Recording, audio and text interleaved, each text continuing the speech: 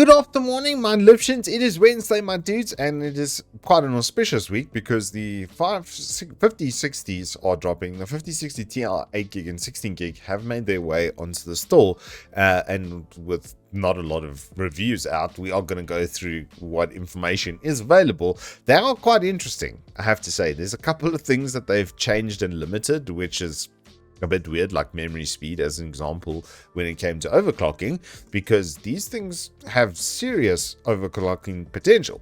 As it turns out, especially if you remove the power limits, you can see like a 15% performance boost, which then puts it in a category that's not really supposed to punch in. So yeah, they've done a couple of bits and changes for that. But we've got a couple of other new arrivals as well on the store, like the new MSI 50 series notebooks. So let's get straight into it. So starting off with something that's not 50 series, some RAM stuff, the Kingston Renegade 96GB 48GB times 2 kits are now in stock at 6400 megahertz with pretty sharp timings as well. I wouldn't have spoken about these otherwise, but they've got a CL32 on the front side and then 3939 for the TRAS and TCAS.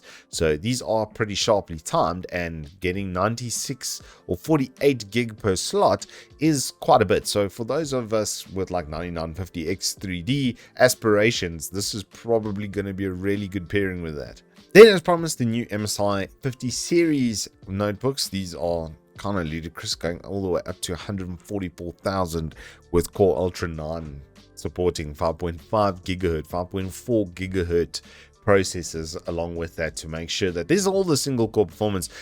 They've gotten for quad HD, as you can see, as well, on even on the entry level at 240 hertz and then 120 hertz 4Ks on the high end Raider series. I've always liked the Raiders. They are and have always been slightly ludicrous. And finally, the prodigal sons, the 5060 Ti's. Now, I'm old, as we've kind of established, and when I bought my i7 2600K, I always got like more CPU and motherboard, because at that time we were having like a 3 to 4, even 5 year sort of rollover for CPUs, because you were single core performance focused for gaming, and that hasn't really changed. If anything, it's actually gotten a lot better, as I've seen with platforms like AM4, where I'm still on a 5800X 3D and very happy, that now being what, like a 3.5 going on 4-year-old CPU, and it's still really good. The GPUs kind of got swapped out a lot, the point being that the 560 Ti at the time of purchase was the best bang for buck kind of GPU, and I'm very glad that they're bringing back the sort of 60 Ti kind of level, because it's the 4060s and such have always been kind of the Toyota Taz, of the GPU world. Very, very reliable long term. I mean, the 1060 has had a 6 or 7 year lifetime, and it's still the number one GPU on Steam. So now the palettes are available in the 5060 Ti 8GB and then the 16GB variant. The only real difference, as you can see by the CUDA core counts, is the amount of memory. And the result of this is basically that on 1080p, thank the MSI for supplying GPUs and Gainward to Tech Power Up, so that we can actually get reviews and understand what's going on over here.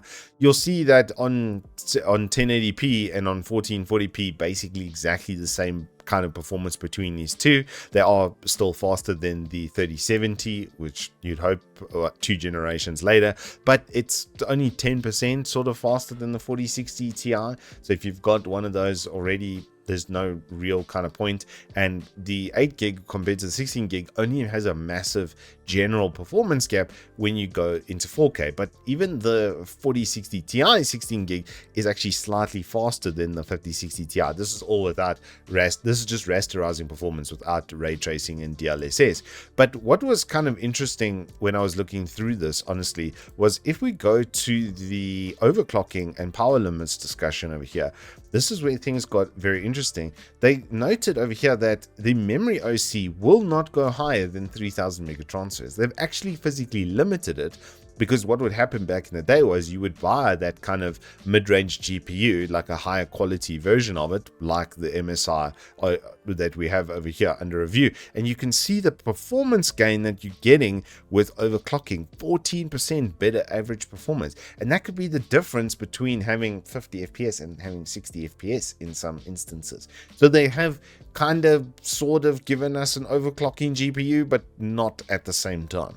Now, the last consideration that we have with this is the fact that there is a 9060 and a 9060 XT, which has also been announced from AMD, which is probably going to come out with 16 gig or at least 12 gigs of video memory. I think if you're making a mid-range GPU at 8 gig, it's inherently a mistake for the high resolution. As we saw, it makes a massive difference. That's going to have impact in games like Tarkov, even at 1440p, where I've seen it eat all of my 12 gigs of video memory on my 4070, and between the 3070 Ti and the 4070, while there wasn't a inherent massive difference in rasterizing performance, in a game like that, it made all the difference just having that extra 4 gigs of video memory. So I think the 5060 Ti should have just been a 12 gig part, just based on these results, because I don't think you were buying it for even entry-level 4K gaming, or if anything, the 5070 should have been at a 16 gig. Things are very weird over at Nvidia right now. We're not really their focused market anymore. They make like 80% or more of their sales in the AI territory, so that's just the reality. And then the 9060 and the 9060 XT, if those come out as 12 gig and 16 gig variants, which I think they should, that is going to cause a lot of problems for the GPU market for Nvidia for gaming. But like I say, we're not really their focus, and it's starting to become a little bit obvious as things go down the line. And then with Intel, with their Battle Mage stuff, we're hoping for like a B590 with 20 gigs of video memory or a 16 gig video memory at least, so that can be like a proper entry-level 4K solution, as much as their B580 is a proper entry-level 1440p solution. Who knows what's going to happen? Only time will tell what kind of insane stuff will be going on, but you better believe that Uncle Evetech will have it on the store as soon as possible. Anywho, that's all I have for you this week. If you have enjoyed this, please do hit us up with a like and subscribe, and I will see you on the flip side.